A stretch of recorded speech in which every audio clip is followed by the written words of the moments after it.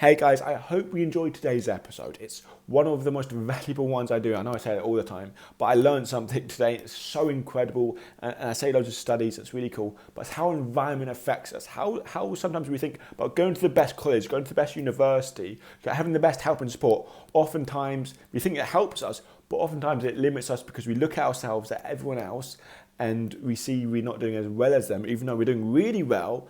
And we often beat ourselves down. I hope you enjoyed today's episode, guys. So the big question is this: how can dyslexics like us create a place, a community, a tribe, where people at any stage of life can come and solve any challenge, amplify their strengths, and ultimately help them become who they were meant to be? Or in other words, conquer their dyslexia. That is the question, and this show is the answer.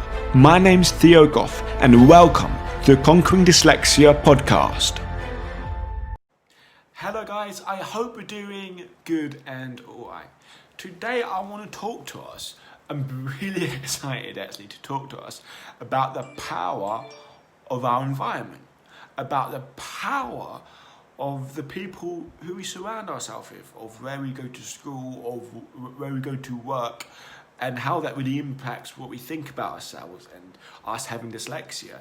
And I'm so excited to share this with you because I've learned something. Basically, I've been listening to this audiobook called David and Goliath. I think Malcolm Gladwell, I don't trust my head with names, but I think someone called Malcolm Gladwell wrote that book, and it got recommended to me because I'm doing this thing I'm really excited about, where I'm chatting to loads of amazing dyslexic people, and he told me about this book that really changed his life.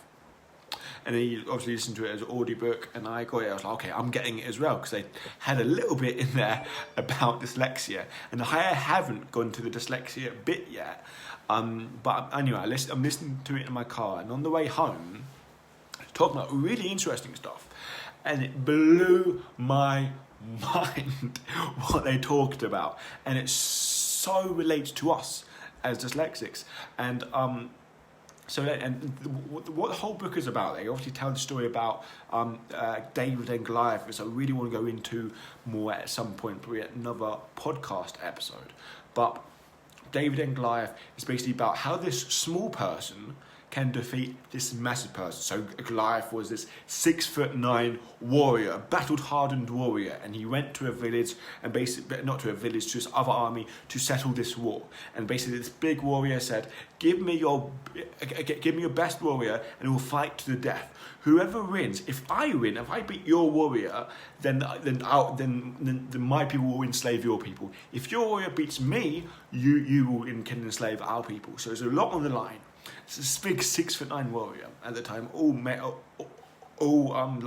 battle hardened, and all this basically rare, like his chains and this armor was around him, like 100-pound of armor, like of weight, so it was heavy. He was ready to go into a war with someone else just like him before this massive warrior was going to come.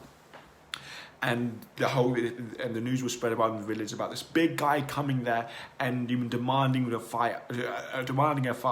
And they didn't have anyone like that, 6'9", that could challenge him. And out of nowhere, this shepherd boy came up saying, I'll do it. And he didn't really take no other answer. People were like, you sure? You're insane, you would get beat. But anyway, he did it. And he went through and does it. And he didn't wear any armor. He only had this little satchel full of stones like on his back. And as he went to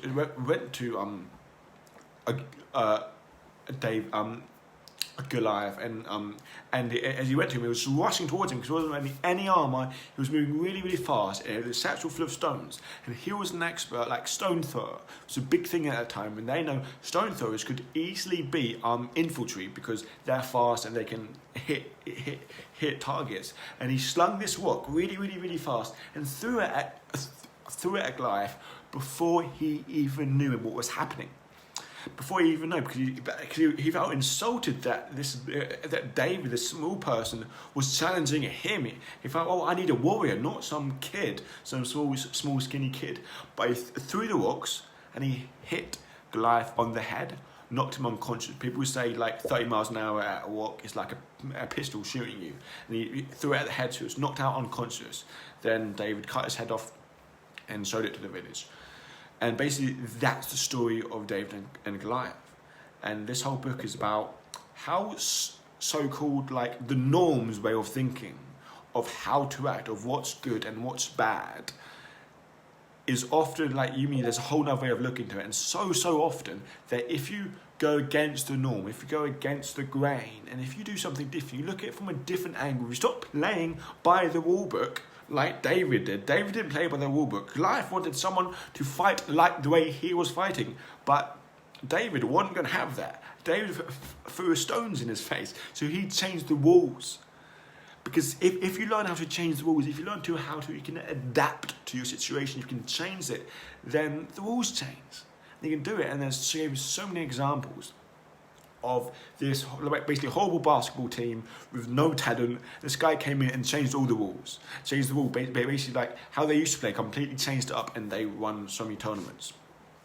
And then he came basically to this. And this is what I really want to talk to you about today, because it's really, really amazing and cool. And I've been chatting to my friend about it, and she's like, wow, that's amazing.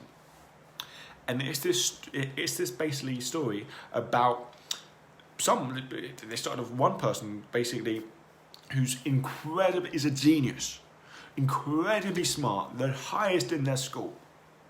And then when she's leaving school and wanting to go to university, she got into one of the best universities in the country. It's like top of the top of the top. But what happens when you go into a top university, you're the best in the school, and you go to the top university, you're going to be with everyone else who's the best in the school. So then you stop being the best, and you start being mediocre.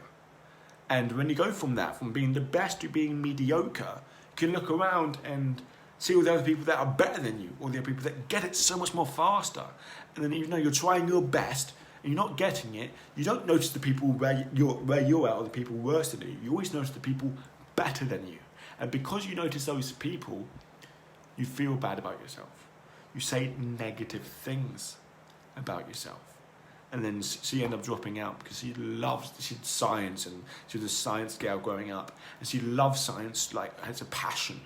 But she dropped out of it because she got like a B- for the first time in life, and she felt like she couldn't do it because other people find it so much more easier. They could get it so much more fluently. They're just there because like some people are just born so much more intelligent, and something that's how it is, that they learn new things. They had different growing up, all these things. And she left, and basically what we talked about is so many people think that going to the best college, the best university is the best option.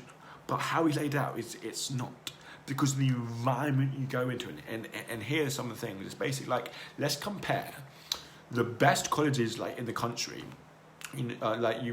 Harvard, Cambridge, and so many other ones, like can't name off the top of my head, but like the top 30 universities in the world, and they compare them with everyone else. And it's so interesting what they find is that the people, for example, if you look at, there's like the bottom third of people in Cambridge, or the bottom third in the people in the top universities in the world in subjects, are very, very, very often better and better than so higher grades than the top third in other colleges, in average colleges, average universities. Nothing massively special about them. But people in the bottom third would be just even higher than the top third in the top universities. Now, what does this say? Now, imagine you're there in Cambridge. You worked so hard to get there. You can't believe you're there, and yet you're in the bottom third. How do you feel about yourself? Do you feel you couldn't do it? You probably feel stressed out. Your mind trying to catch up, try and learn. And there's such a high dropout rate of that. It's a scarily high amount of dropout rate there, even though you're incredibly intelligent, but you're put in an environment where everyone else is smarter than you. It's the same, very, very same for dyslexics, and hopefully you can see how this correlates. And so often you drop out and do something you would love. But if you didn't go to that incredibly high school, if you stayed sort of like in a college and university who's not as prestigious, and you'll be doing very, very, very well, almost the same as you are doing now. But here's the thing, you'd be doing better than everyone else, well, majority of people, and you'd feel confident, you'd feel happy, you would love what you're doing, because you would be judging yourself by who you surround yourself with. Because, for example, he labelled this thing, and then I'm very, very sorry, I don't know the names, but he said, okay, police, military, and some other sort of form of military, and like basically there's two jobs: police, military, and let's say this is about Air Force military. Let's just say, for example, an Air Force military, and he gave the names and examples. I can't give the names because my mind's not good with names. But for example, the Air Force military would have, you mean that they would be so much more better. Their chance of having a promotion is so much more than the police force military. But when they asked about their job, about the impact they're having, about how well they're doing, and so who do you think what answer would you think it would give? Would it be the Air Force military, and they have a 60% chance that they get promoted, but the police force military has a 10% chance that they'll get promoted, and that they get promoted on the same basis. You would look at it saying, okay, obviously the Air Force would think they're more successful because they're getting the promotions, they're proving that they're better. But then if you actually ask these people, the people who think they're in the Air Force military do not think they are as successful and doing great work compared to the people in the police force military, because the people in the police force military, it's very rare. 10% of them get promoted. So when they get promoted, it's an amazingly happy thing. They feel, oh my God, I've done really well. I've done a lot of good things. But if they don't, and they feel really well. But if they don't get promoted, they're just like everyone else in there. They're just like everyone else. It's not too hard. They're not too upset because it's just like everyone else. But everyone else, so it doesn't really play on their self-esteem as much. But if you're in the Air Force military, where it's a 60% chance of getting promoted, the majority of the people get promoted. When they get promoted, it's not this massive thing, even though it's just as hard to get promoted there as it is in the police force military.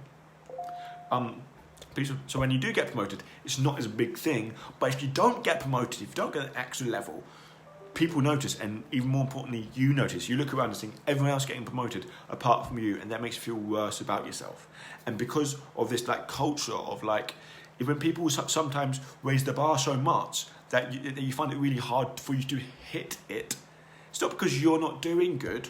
It's not because you're dumb, it's not because you're stupid. It's just because they can do it, and oftentimes you're judging yourself by the wrong ruler, judging yourself by the wrong stick. Okay, and this is incredibly example of, I'm going to say another example that's incredibly profound, but you have to understand the power of our environment. And when we look towards our environment and see, look, we're not doing as well as everyone else, how powerful it is, and how we have to really understand this and combat it. Okay, so there's an index to measure how happy a country is, how joyful the people are. And there's countries like Finland, countries like, I said them earlier, I forgot them now, Finland, Switzerland, Denmark, all these countries are happy. They're the highest on the happiness index in the world, okay? And there's other countries, I know France is one of them, and a couple of other countries who are on the lowest of the low on the happiness index. The highest and lowest. Now let me ask you a very obvious question. Well, it seems obvious. Who do you think out of these two countries, the happiest countries or the unhappiest countries? Now they're judged by, population. For example, in the happiest country, out of 1,000 people, there'll be only 50 of them unhappy. And in the unhappy countries, out of 1,000 people, that might be 200, 300, 400 of them people unhappy, okay? So it's average. So, out of those countries, who do you think would have the more suicide rates? The unhappier countries or the more happier countries? Now you might be thinking, obviously the unhappy countries. But if you try and go against the grain and maybe go against your instincts, you would go the happier countries. And unfortunately, that's true. The happier countries, it's amazing to think about, the happier countries has a lot more suicide rates than the unhappy countries. It's true. And this baffled researchers when they found this out. But what they found out, the reason of this was, and the best explanation of this, why the happiest countries has more suicide rates, it's not because the people in general are more unhappy, but it's because when you are unhappy in a happy country, like very unhappy. You look around and see everyone else happy and no one's like you unhappy. Then you are the odd one out. Then you have to take action to solve the problem, and it's more worse. Therefore, you take serious action, and then like some people decide tragically to commit suicide and end their life. But if you're in an unhappy country and you're miserable and you're unhappy, you can look around and see everyone is in the same boat as you. Everyone's unhappy, and therefore, because everyone's unhappy, it wouldn't be such a weird thing. It wouldn't be such a strange thing. And so there's another thing I want to say, going back to schools. When you look at people, for example, doing science papers they're handing in, and like the amount of productivity, like a person who's doing science papers is the amount of papers they produce. Okay, so that like more papers, the more success rate.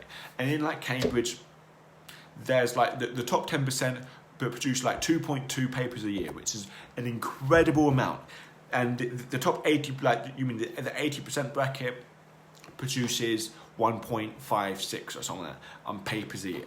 And everyone else in Cambridge oftentimes barely even produces a paper at all. But when you look at a sort of like average university, the average case, like he pointed out like 5 random ones, you know what I mean, who hasn't got anything significant just there. The average amount of papers they hand in a year is 1.56 or something. So in other words, those people are way much more productive, are way much more successful than 80% of the people in Cambridge. Why?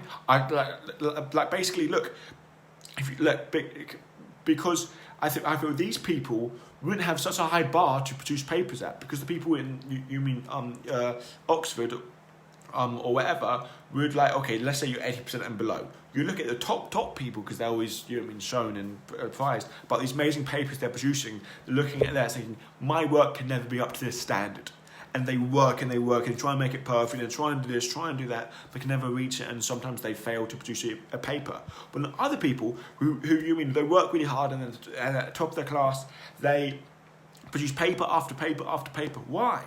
Because they're not judging themselves too harshly. The bar's not set too high. Okay? This is something really, really interesting. And now, guys, if you're listening to this thinking, well, I don't live in Denmark, I don't live in that sort of country, I'm not the best in my class, nowhere near the best in my class. I'm saying you have to be aware. You have to be aware that we judge ourselves by the people around us. We don't judge ourselves globally. We don't judge ourselves in terms of our dyslexia group. We don't judge ourselves like that. We judge ourselves about who's around us, about who we can see failing and succeeding in the areas that we're in. And we judge ourselves by that. Because if you're in a family who's financially not doing that well, if you're doing a little bit better than them, you would feel you're doing well. But if you move to a different neighbourhood where everyone else is doing it massively, you think the poorest. You think that you're living in poverty because you're the poorest person there. You think you're poor. Go to Africa, go to Nepal, go to other countries who people who live on £1 a day, $1 a day.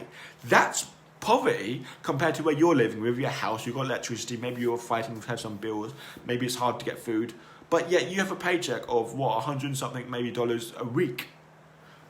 Look at them. So the people you surround yourself with massively dictate how we feel about ourselves, and I want us to be aware of that. And how can we use that? Look, you're dyslexic, or you might be diagnosed with dyslexia, but you'll think differently. You know that you operate differently, and if we judge ourselves by the people around us, we operate lower, because we judge ourselves. Okay, I can't read and write as good as everyone else, therefore I'll operate lower than everyone else because I don't believe in myself. My confidence is diminished. My ability to take chances, to go for things, is diminished because I don't believe in myself. And that would diminish the amount of actions you put in, the effort you put in the future. And that's the same here. That's the same with dyslexia. If you judge yourself, and if you think, okay, my confidence will be diminished by this. Okay, so we understand this. We understand it's so important. But how are we going to apply this, and how are we going to use it into our lives? Firstly, accepting that you're different. accepting your dyslexia. And you do this by understanding, like Albert Einstein's amazing quote, you don't judge a fish by its ability to climb a tree. And you don't learn as well as everyone else. You don't learn as well as everyone else. First thing first, you don't learn as well as you don't not as well, the same as everyone else. First thing, realize that you're different. You accept yourself and realize you're different. You don't learn the same as everyone else. Secondly, realize what's important to you. Realize in your life what's most valuable to you. Is the most valuable thing be able to read and write as amazingly, or is the most valuable thing here? Make it consciously. Don't make it like a childish decision saying you just want to have fun, but make it saying, okay, what's most important to me now, and what's going to be most important to me in the future, and make that decision. I remember I couldn't care when I was growing up. I couldn't care less about my reading and writing, but when I knew I wanted to be a personal trainer, I have to pass this course.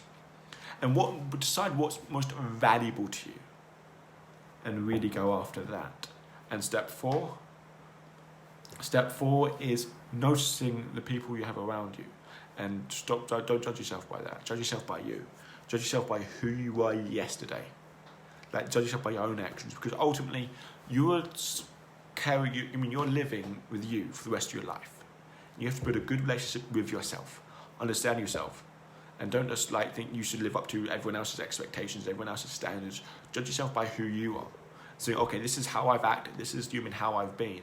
And I can improve it. And do I want to improve it to get where I want to go? Yes. Okay, how? How you do that is by improving. Say, what did you did yesterday? What do you want to improve on? Did you do that better today? And it's going a simple process, and obviously educating yourself, which is what you're doing now. All right, guys, I really enjoyed today's episode, and I wanted to really get that off my chest, and I feel it's an amazing way of explaining it on how it can be really useful to you. I'll definitely recommend that audiobook, David and Goliath by Malcolm Gladwell, and I'll definitely be diving a lot more into this and becoming better at talking about this and explaining this to you, because I feel it'll be so valuable. If you haven't yet, please subscribe, please leave a comment and share this to a friend. Anyway, guys, take care, farewell, and bye.